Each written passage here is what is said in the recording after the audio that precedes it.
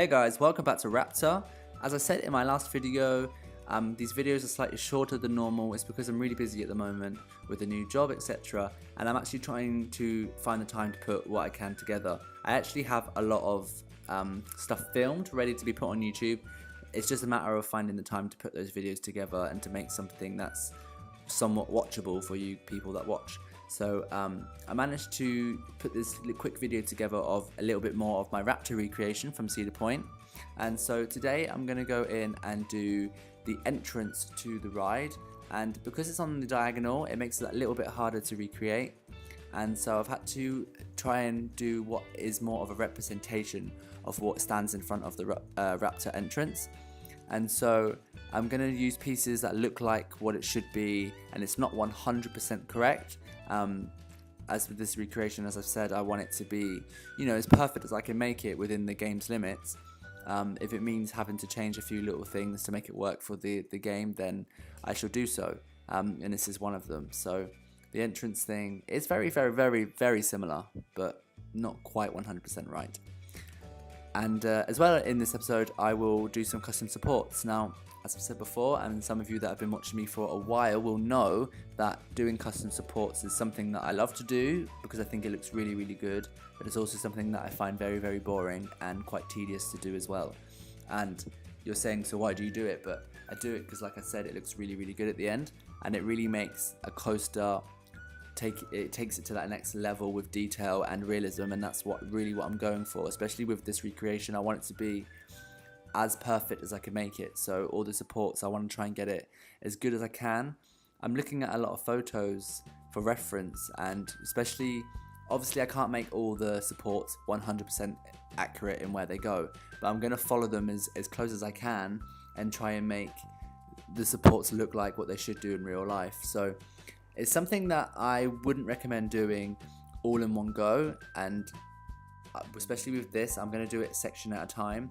So today I'm just going to go on and firstly do the loop, and once the loop's done, maybe I'll do another section, and then I'll come back to it in another day, and then do another section, and then before you know it, you've done the whole ride. Because it can get really, really tedious on your brain when you sit there for hours and hours and hours and you're doing all the supports. It really does take a long time, but it is worth it in the end. You just have to have a lot of patience to do it, and sometimes I don't have enough patience, so I kind of do a little bit at a time and come back to it each time. So I'm using the supports mod that's on the Steam Workshop. It's really, really good. I do really, really recommend it if you want to do custom supports for your rides. And I'm using the track edit mod, as you can see here, just to adjust some things. I want the supports to be, as accurate as I can, so if it means moving some tracks sometimes, I will do, just so that the supports can fit in. A couple of supports sometimes do actually clip the coaster, and I realise it as I do test runs and stuff, and I go through and just change a few of them ever so slightly, just so that they fit a bit better. But yeah, basically I wanted to create like a very B&M looking loop, just like the real one, and they always have this little piece in the loop where the support connects to, and that I've just had to kind of do makeshift style and try and find something that looks somewhat like it.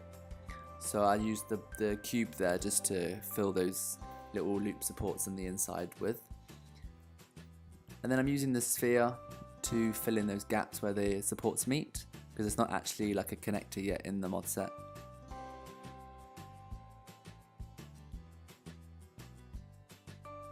And what I should have said before is, when I was doing the entrance, I actually used some brown path covers. Now I did that because at this point of the build I was just planning on doing the ride, and so I thought it'd be cool if you were to download this as a blueprint, then you could take with you the kind of terror painting.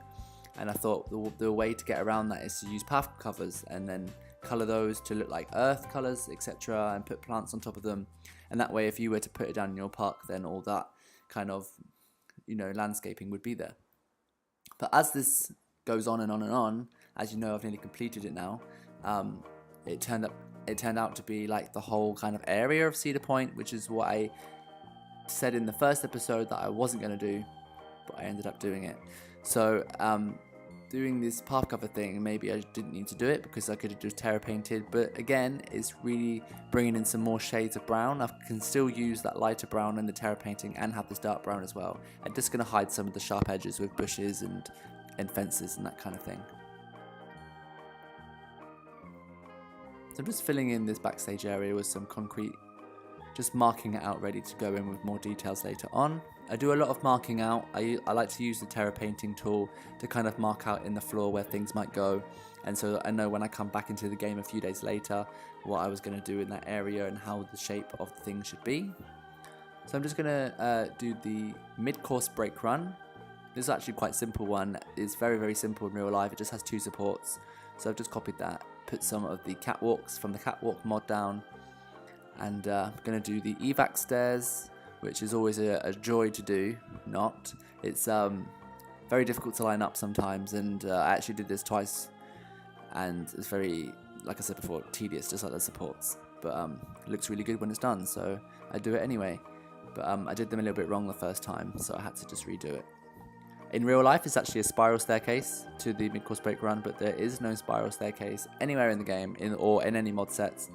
So I've had to compromise with using this like zigzag staircase. So I'm just going to go on after this and do the Cobra roll, which was actually a part of it I was really looking forward to. I feel like the Cobra roll is really like iconic on Raptor for some reason. I'm not sure if it actually is an iconic feature on that ride, but to me it always was the thing that I always saw in pictures and on telly, and it definitely was like a thing when I went to Cedar Point, that I spent a lot of time around the Cobra roll taking a lot of pictures and stuff, because it is so kind of right there in the trees and by the side of the path of our Raven is, and it's definitely like a spectacular thing to look at. But so yeah, I was actually kind of looking forward to doing the Cobra roll, even though it sounds kind of silly. So the supports on that, I wanted to get them as accurate as I could. So I'm just going to go and start doing that now, and I'll let you watch it. But that is basically all I do today in this episode. I hope you've enjoyed it. Stick around to the end. I'm going to just throw in a few screenshots of how the supports and things are looking. But thanks for watching. If you've liked this video, give me a thumbs up. And if you haven't subscribed already, then hit that subscribe button. I really appreciate it. And I thank you all so much for watching these videos. And I'll see you next time. Bye.